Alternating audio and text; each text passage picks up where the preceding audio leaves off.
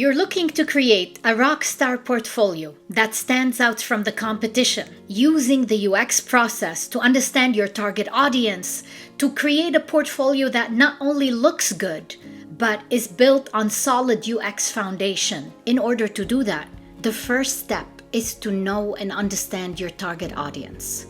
So in this video, I interviewed 4 amazing recruiters and hiring managers who are actively looking at portfolios in the industry. They will guide you through the do's and don'ts of portfolios, case studies, anything that you need to know to actually make your portfolio stand out. Hi there, my name is Carolin Cooper and I'm a lead technical recruiter. I've been technical recruiting for about 10 years, the past 8 at a growing SaaS company.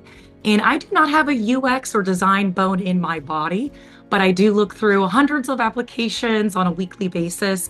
And so I'd love to provide some tips from a recruiting perspective of when we are going through those applications, what can really set you apart or what we look for. Starting at the very, very basics, when looking at your resume, please make it easy to find your portfolio. At the very top, having an indication there, make sure that the hyperlinks work. You apply through an applicant tracking system when the resumes are parsed through. Sometimes it can affect the hyperlinks, especially if you're using some unique formatting. So it does not hurt to double check, go back to your application, even reach out and see if it's not working or if you're not getting a lot of traction, it could be there. Recruiters don't mind having passwords on your portfolio. Please make it easy to copy and paste though. I have run into quite a few passwords that I am not able to double click and copy paste, or it's really hard to because there's space in between. And when you have very limited time within a day, it will slow us down, and it could just be that extra step where someone goes, no, I don't have time to review portfolios right now, move on. So those are very, very, basic things that can really make or break when someone's doing that initial run. My name is Aiman. I'm a talent acquisition manager. Been in the IT industry for 14 plus years and in talent acquisition for 9 plus years. In terms of UI UX design, a sample of their work is very important for me to look at.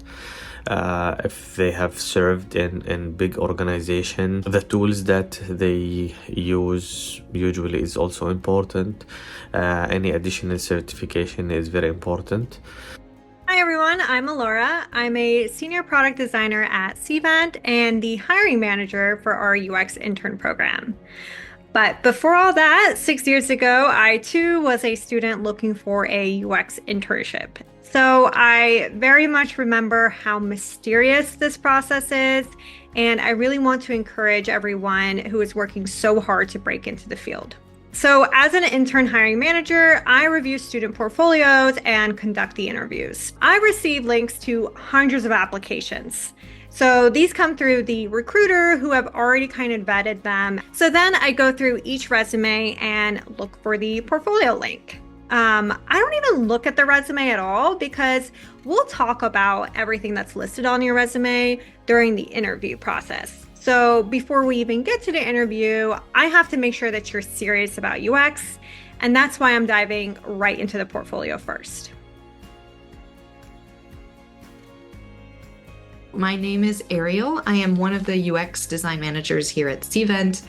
I have been with Cvent for a little under a year, and prior to joining Cvent, I was a design engagement director at KeyBank. So part of my role includes hiring and growing our design team. So I've definitely seen my fair share of UX portfolios. And when I'm reviewing UX portfolios, I think my main goal is really around getting a sense of how you think, right? So I want to see how you approach problems, how you make decisions, how you collaborate with others.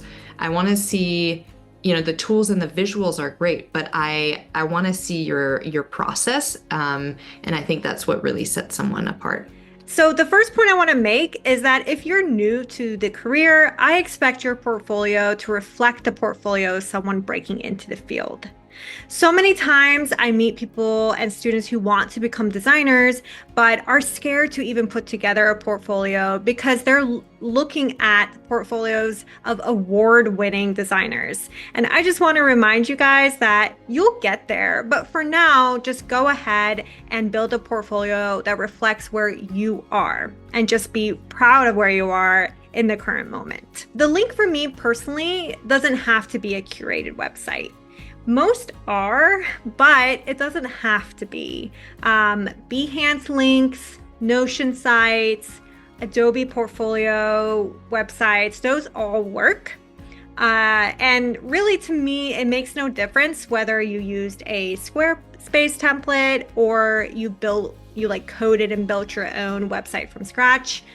Honestly, building it from scratch does have the wow factor, but there's also a lot of risk involved and something could go wrong. And trust me, I've seen a lot of portfolio websites with broken links, images that won't load, and even like locked areas. And if you don't give me the password, I can't get in. And I'm really not going to reach out to you to try to troubleshoot because I have 100 other resumes to go through. Portfolios really are at a glance what represents you, and it can be a very, very stressful process. So just know that we really do want to know you personally. We want to understand, and that we really just want to see your passion shine. So right when I click on, just like everything, first impressions are everything. I do like to have that creativity, but please make it easy for me to, S-line through it. If I'm looking all over, sometimes I'm like, am I clicking on the right tab?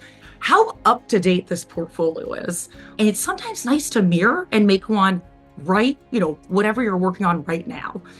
Showing your personality is so important in the world of design. Really reflect who you are.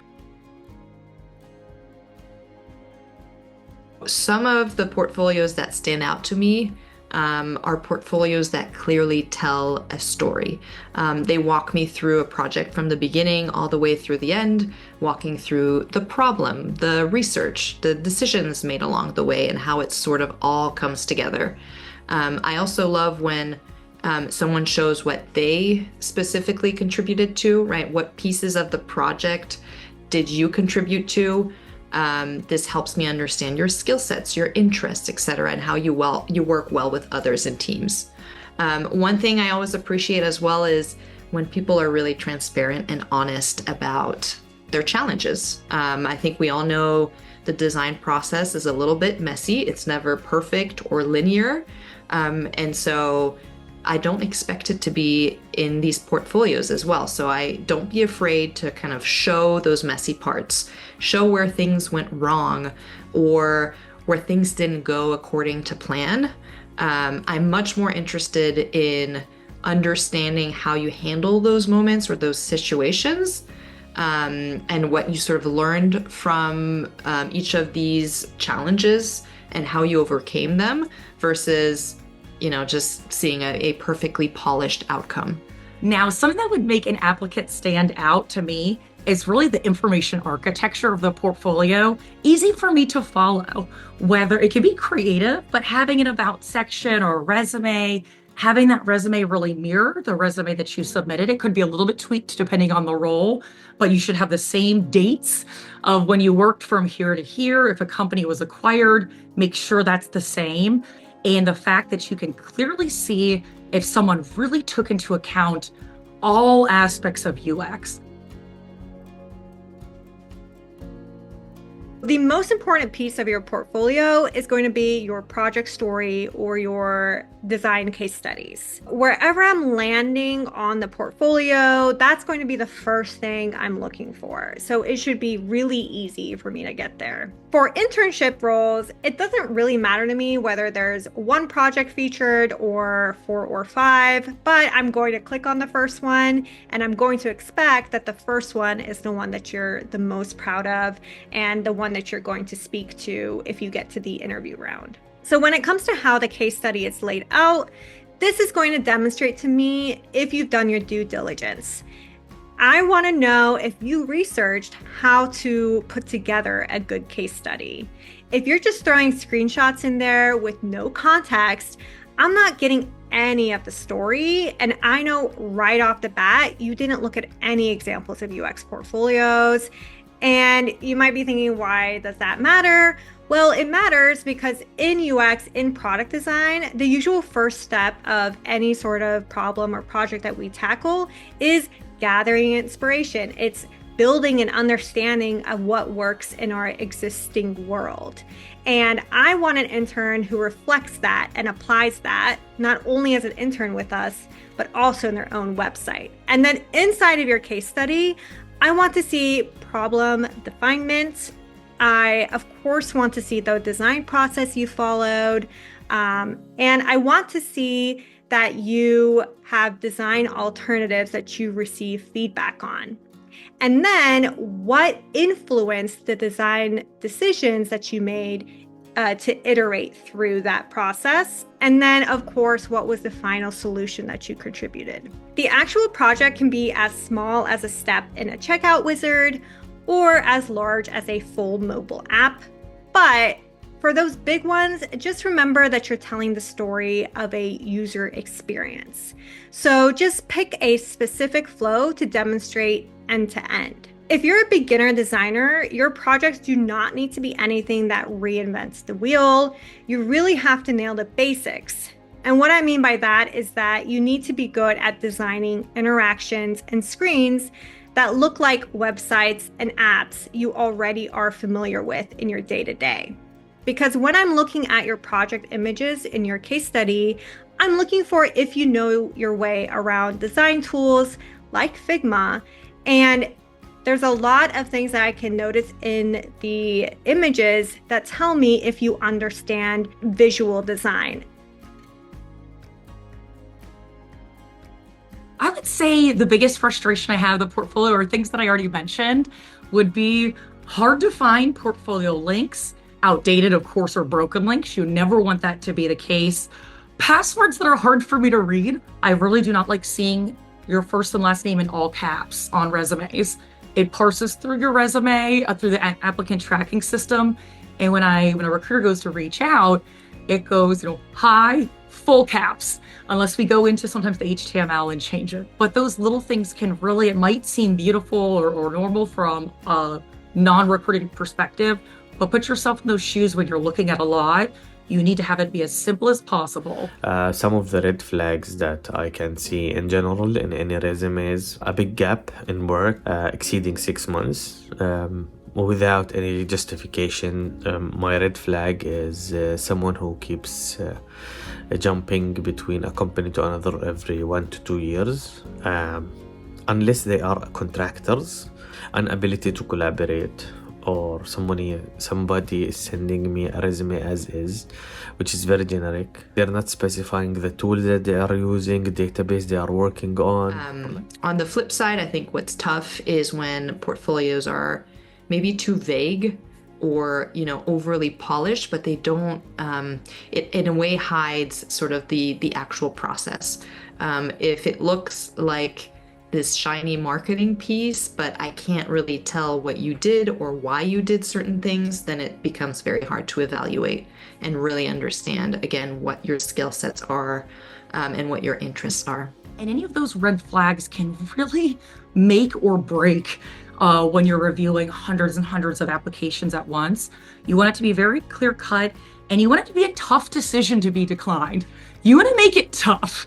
You want to make it very difficult for us, because when I'm sitting on a portfolio for a while or a resume at this point in my career, I don't hesitate.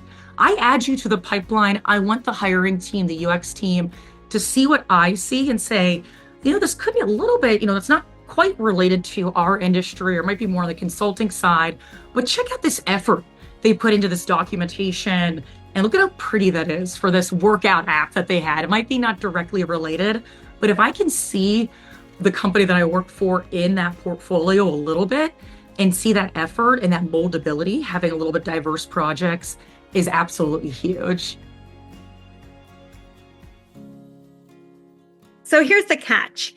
Let's say you have some visual issues, but your team collaboration and problem-solving story is really impressive to me.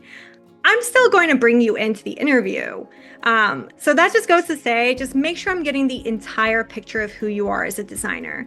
You might not be the strongest visual designer, but you're really good at strategy. Let's say you're just really good at being able to lead projects and advocate for the user.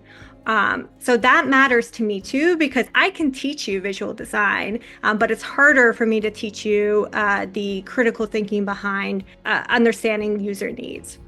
References is very important. Networking is very important to land yourself your dream job. One of the best platforms I always encourage people to use is LinkedIn.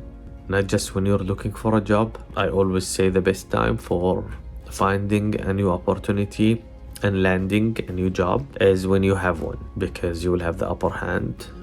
Reaching out, I cannot tell you how many folks that I've hired because they reached out to different UXers under Cvent.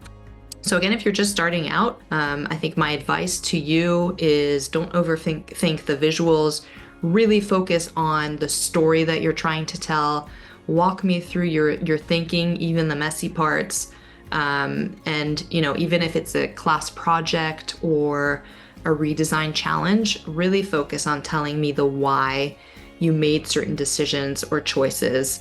And really show me your process and your brain and your way of thinking.